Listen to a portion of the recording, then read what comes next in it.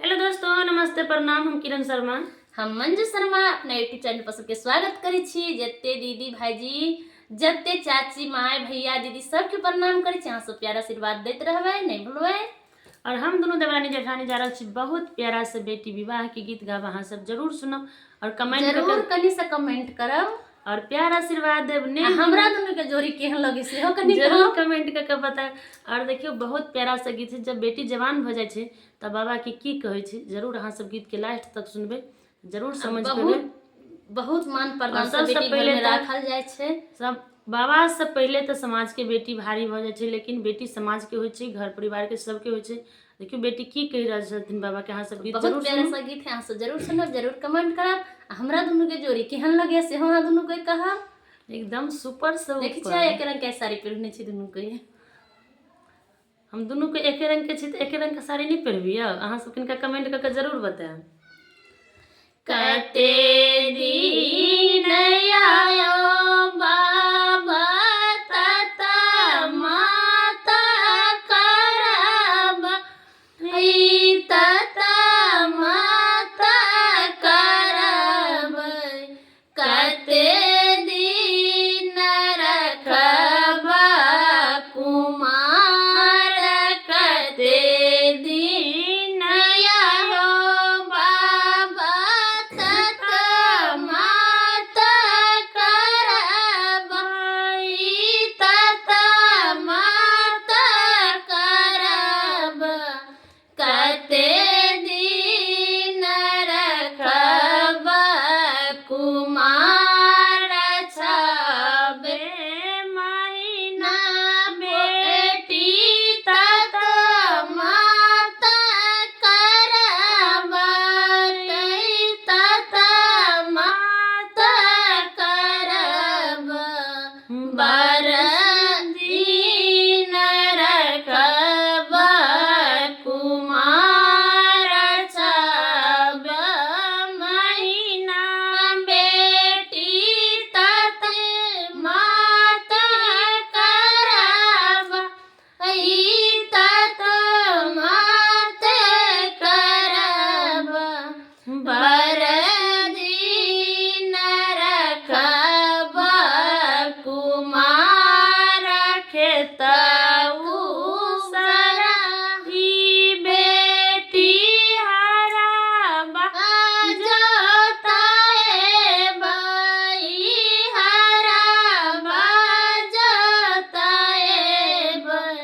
ओही में लगाएब हरियरबा, खेतऊ सरही बेटी हरब,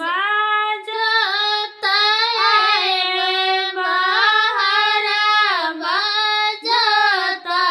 जोताएब। ओही में लगाएब हरियर बाँस, सबा के छवि छवि मारब बनाएब, ई मारब बनाएब। चारू कोन लगाएब गुलाब, सबा के छवि छवि मारब बनाएब,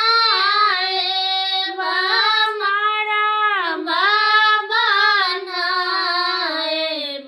चारू कोन लगाएब गुलाब, कहाँ गेली किए भेली हजमा हेलौआ, हजमा हेलौआ। मारा बाप करियु नाव छान, कहाँ गेली किए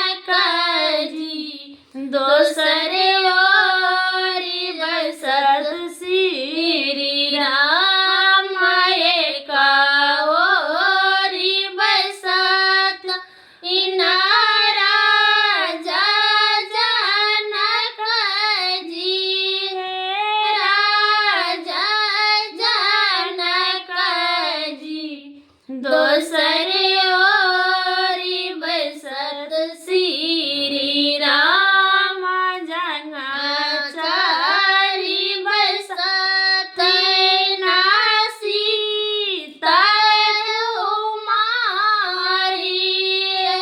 सीता कुमारी बाबा करत कन्यादान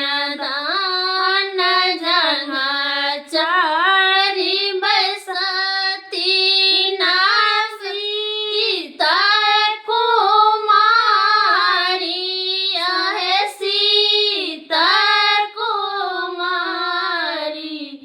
बाबा करत कन्यादान बरहे बरिस बेटी तोहरा के पोसली आहे तोहरा के पोसली आजो दिन भइल बिरान बरहे बरिस सीता तोहरा के पोसली अरे तोहरा के पोसली आजू दी